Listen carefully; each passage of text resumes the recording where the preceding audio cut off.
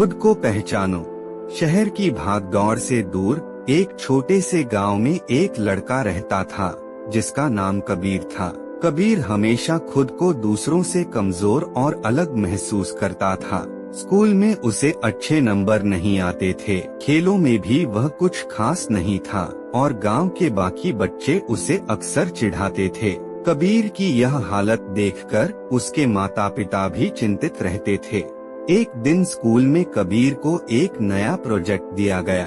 Project का विषय था अपनी पहचान खोजो। कबीर को समझ नहीं आया कि इस प्रोजेक्ट का क्या मतलब है। उसने सोचा, जब मुझे खुद ही नहीं पता कि मैं कौन हूँ, तो मैं यह प्रोजेक्ट कैसे पूरा करूँगा। कबीर प्रोजेक्ट के लिए मदद मांगने अपने दोस्त अरमान के पास गया। अरमान स्कूल का सबसे होशियार लड़का था। अरमान ने उसे एक अजीब सलाह दी, कबीर, अगर तुम्हें अपनी पहचान ढूंढनी है तो खुद से सवाल पूछो, और सबसे पहला सवाल यही होना चाहिए, तुम्हें सबसे ज्यादा क्या पसंद है। यह सवाल कबीर के दिमाग में अटक गया। उसने सोचना शुरू किया। उसे बचपन से ही पतंग उड़ाने का बहुत शौक था। आसमान में रंग बिरंगी पतंगों को उड़ते देखना उसे खुशी देता था। उसने फैसला किया कि वह अपने प्रोजेक्ट को पतंगों से जोड़कर करेगा। कबीर ने गांव में पतंगों पर रिसर्च शुरू कर दी। उसने जाना कि पतंगें सिर्फ एक खिलौना नहीं हैं, बल्कि कला का एक रूप है।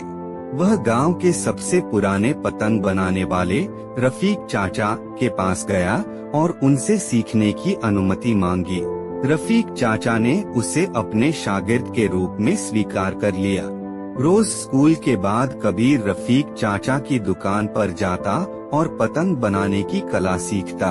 उसने सीखा कि कैसे बांस को काटकर पतंग का ढांचा बनाया जाता है, कैसे कागज को सटीकता से काटा जाता है और कैसे पतंग को उड़ने के लिए मजबूत मांझा तैयार किया जाता है। धीरे धीरे कबीर ने न केवल इस कला में महारत हासिल की, बल्कि अपनी खुद की डिजाइन वाली पतंगें बनानी शुरू कर दी। उसकी पतंगें इतनी खूबसूरत और अनोखी होती थीं कि लोग उन्हें खरीदने के लिए रफीक चाचा की दुकान पर आने लगे। कुछ महीनों बाद गांव में एक बड़ा पतंग महोत्सव आयोजित हुआ। इस प्रतियोगिता में शहर और आसपास के गांवों से लोग भाग लेने आए। कबीर ने अपनी सबसे खास पतंग के साथ प्रतियोगिता में भाग लिया। महोत्सव के दिन कबीर ने अपनी पतंग आसमान में उड़ाई। उसकी पतंग न सिर्फ सबसे ऊंची थी, बल्कि उसकी डिजाइन भी सबसे अनोखी और सुंदर थी। पूरे गांव ने तालियों की गड़गड़ाहट के साथ कबीर का स्वागत किया। वह प्रतियोगिता का विजेता बना। विजय समारोह के बाद एक पत्रकार ने कबीर से पूछा, कबीर, तुमने यह सब कैसे किया। कबीर ने मुस्कुराते हुए कहा, मैंने अपने दिल की सुनी। मुझे एहसास हुआ कि हर इंसान के अंदर कोई न कोई खासियत होती है। मैंने खुद को पहचाना और अपनी पसंद को अपना जुनून बना लिया। जब आप खुद को समझने लगते हैं तो पूरी दुनिया आपकी पहचान को सलाम करती है।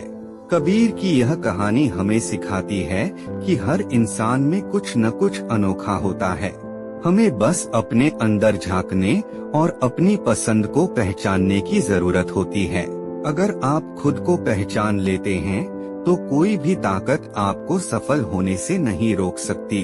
खुद को पहचानो, क्योंकि आपकी पहचान ही आपकी सबसे बड़ी ताकत है।